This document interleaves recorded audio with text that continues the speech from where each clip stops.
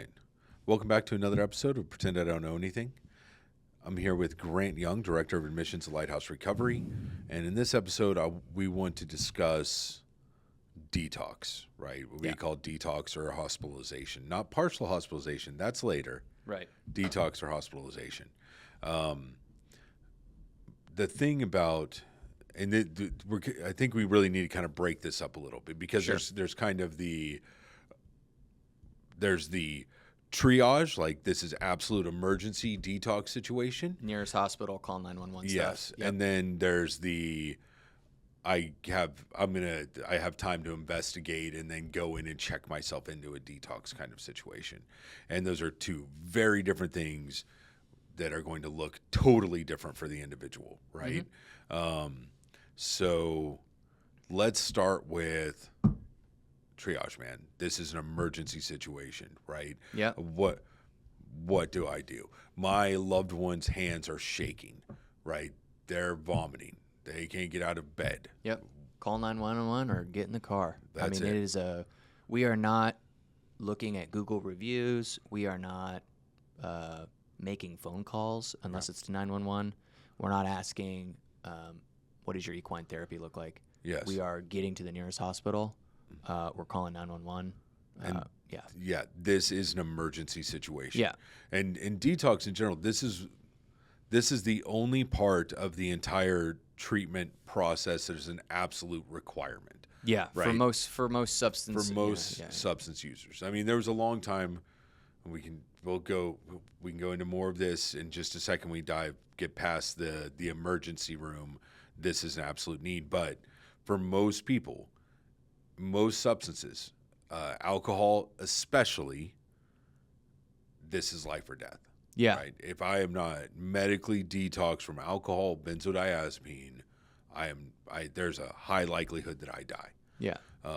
Seize up, stroke, death.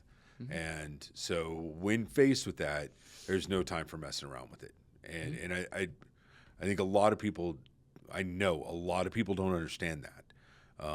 The issue with alcohol being so socially acceptable in our culture, and a lot of cultures, is that individuals don't understand how dangerous it really is. Mm-hmm. You know, in my experience, alcohol is the worst. It's not the instant death that we're having to face with now with overdose, but alcohol, in my experience, is one of the most challenging to get sober from, mm-hmm. and does the most amount of damage physically to individuals, long-term damage, and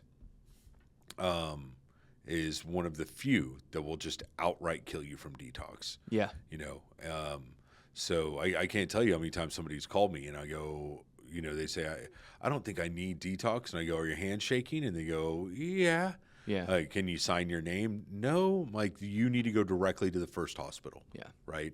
Yeah. You know? Yeah. That safety piece, that's easy. I mean, you go to the hospital, you call 911. Yeah. So there's no quality checks when going into that. You just need to move. Yeah. Yeah. It's a life or death. And to segue into just a second piece really quick is, you know, obviously the safety piece is priority number one. Number two, detox, when we are going, helps us have some separation, maybe for a short period of time, but, you know, 3 to 7, we've even seen them as 10, 3 to 10 days of separation of that substance. So it is a safety piece, absolutely. Yeah. But one of the uses for it is to get somewhat separation, right, yes. for a period of time. We'll go into what the family should be doing while they're in there type deal. Well, I think let's talk about it, because I think that's the other thing, right? So just like I was talking about, we were talking about with residential and inpatient, is oftentimes people think, oh, this is all that needs to happen. Yeah. Oh, they go to residential and they should be better now. Well, I don't have the shakes anymore. Yeah. I feel better. I feel better, and so I don't need to do anymore. And really, no, it's just the beginning, right? Well, I guess maybe the second step in it. Sure. Right? And just as I said, detox is the only part that is absolutely necessary. You must do it. And just because it's absolutely necessary medically, because right. it's life or death in many situations, doesn't mean that it's all that should happen. It really is just the start. I mean, I did this in my youth, or like I'm going to go, I was in Boston. I'm going back to Texas for a weekend to see family.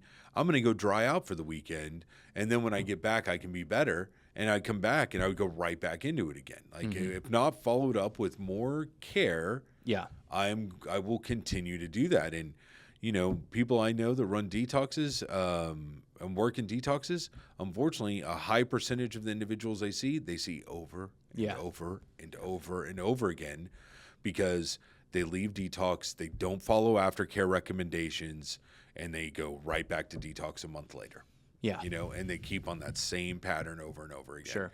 They know they're at risk, they know they're dying, they go in, they get the medical help, they get separated for a few days, and they feel better. And then that's where the loved ones and the families need to come in. Sure. Well, and there's a wide range of different detoxes as well. I mean, if we're not in the safety piece where we just got to go, right, and we're able to be in like the research phase a little bit, where we are able to take a day or two, or hopefully not much longer than that, but a few days to be able to research of where we're going to go. There's a huge range. In my opinion, maybe you have a different experience in this, but in my opinion, the biggest differences that I see in that big wide range is how comfortable are we going to be, and what type of extracurriculars are we going to be able to be allowed to do, right? It's I'm thinking about some that are kind of local, right? You have hospital, sharing a bedroom, it's they're pumping them in, they've got a lot of beds. Fine, when we're under safety, that's places they're safe, they're going to get you somewhat stable, they're going to get you off of that substance safely. Then we have the other side of things where it's queen size bed, private room, food's delivered to you, you just smoke inside. They've got that room where you can go smoke inside. Wide range. Same objective, by the way. We're trying to come off of substances safely. We're trying to come off them as comfortable as we can. Some can make it more comfortable than others. So there is a wide range of it, but they're all doing the same. The ultimate goal is the same. So, if that makes any sense, we're not getting sober in 7 days. We're not doing like high-end groups. A lot of times it's not a hotel, but well, and I think there's a big difference too between the individual seeking out detox for themselves and the loved one seeking out detox for the wife, the husband, the parents, whatever, brother, sister, whatever, seeking out the detox. So I would say, okay, if you're a family member and you're looking, one of the things that I would look for is that they don't have access to their electronics. Right? Like so much can be done just right there from your cell phone now. Getting people to Venmo you money, getting fronted drugs, running scams and any of that stuff to come up with money. And a lot of times they just have a little bit of money, they're going to be gone. Like day 2, day 3, that itch is going to be on them and they're going to burn, right? That obsession will be all over them. So not being able to have your electronics or full access to your electronics, I can understand like checking out or having staff present in that, but like not having full access is, I believe, key for it. Now, an individual that's seeking detox for themselves, that may not be the case because they're actually, hey, I'm asking to do this, right? Now still, the obsession comes on them and they have access to those things. It's problematic. And oftentimes the individual looking for detox themselves or having a say in where they go for detox is going to want the phone on them. They're going to want the electrode. They're going to want all of that. That doesn't make it the best situation for them, right? I'd like to say one piece about the financials, if you don't mind. Yes, of course. But if your bankroll for treatment is $50,000, I'm just making numbers up, don't use it for detox. Do not spend $50,000 on detox. I cannot tell you how many families that call us that say, I would say the same thing with inpatient treatment. I mean, you want to split that up in order for you to receive multiple cares of treatment as best you can. Everyone's different, but with these detoxes, you can be comfortable without a doubt, but it isn't the the end of the journey. Yeah. Like you said, this is the very first start, you know? And I'm not saying that everyone has to go to 15 years of treatment or a year's worth of treatment. Everyone's going to be different. But I don't know why that's not a automatic thought. Yeah. You know, but things that if you, I agree. But the other things I would look at too, and I'm looking at detox facilities, if I'm in that shop around and like I can actually shop around, make sure that they can provide, you know, IVs if necessary. Sure. Make sure that there is nursing staff on site. Yeah. Make sure that they can provide the medications you take. Yeah. Right? Oh, don't go check into a place only to find that you have to then detox from a medication that you've been on that you need to be on. Right. You know, narcotic medication's kind of out, except for, of course, MAT, like Suboxone or something. If you that's something you need to be on, then fine. They should be able to provide that. But yeah, ask those questions. You know, don't get sold by just the nice bed. Yeah. Right? Like, just make sure detox is a medical stabilization. So they should be able to meet medical necessity. Yep. Right? As long as they can do that, I don't really care about the other stuff. You know what I mean? Like, but safety is key in this because it is a medical necessity. Right. Right. I would say too that when we've decided where we're going and our loved one has gone in, families will ask me, "What do I do now?" Yes. I usually tell them to get some sleep. Right? Go out to eat, enjoy your life type deal. Know they're safe and breathe. But also, it's now time, we start now to figure out what are we doing next. Yes. What are we doing next? And we needed to determine that not on the day of discharge. Yeah. We need to determine that as fast as possible. Yes. And then number 2 is we need to communicate that to our loved one. So the same boundaries that got them to detox, we're going to do the same thing. We're going to hold those same boundaries. Absolutely. And we go door to door. Yes. We don't go home. We don't go see the dog. We don't go see Grant. She's not doing well, so we got to go see. We don't do any of that. We go door to door every time. Every time. That's what I was about to say. Every time. Yes.